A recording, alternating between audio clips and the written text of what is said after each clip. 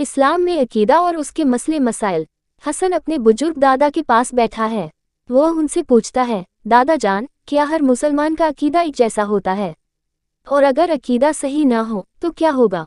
दादा मुस्कुराते हैं और कहते हैं, बेटा, अकीदा हमारे दीन की बुनियाद है। अगर यह सही हो तो बाकी सब आसान हो जाता है, लेकिन अगर इसमें कमी हो तो रास्ता मुश्किल हो जाता है। चलो मैं तुम्हें एक कहानी सुनाता हूँ। हसन एक किताबों की दुकान पर जाता है। वहाँ वह एक किताब पढ़ता है जिसमें लिखा है कि अकीदा केवल अल्लाह की एकता, तौहीद और नबी सल्लल्लाहु अलैहि वसल्लम की रिसालत को मानने का नाम है।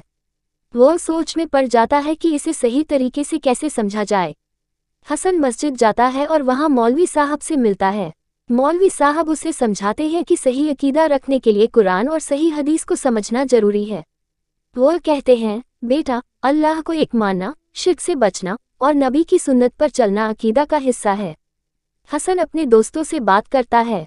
एक दोस्त कहता है, मुझे लगता है कि सिर्फ अच्छे काम करना काफ़ी है, अकीदा इतना जरूरी नहीं। हसन जवाब देता है, लेकिन अगर अकीदा सही न हो तो हमारे अच्छे काम भी अल्लाह के पास कबूल नहीं होंगे।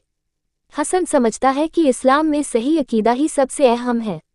वह खुद से वादा करता है कि वह कुरान और हदीस से सही जानकारी लेकर अपना अकीदा मजबूत करेगा।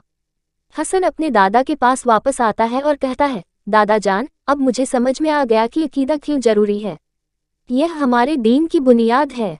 दादा खुशी से कहते हैं, बेटा, सही अकीदा ही इंसान को जन्नत की तरफ ले जाता है।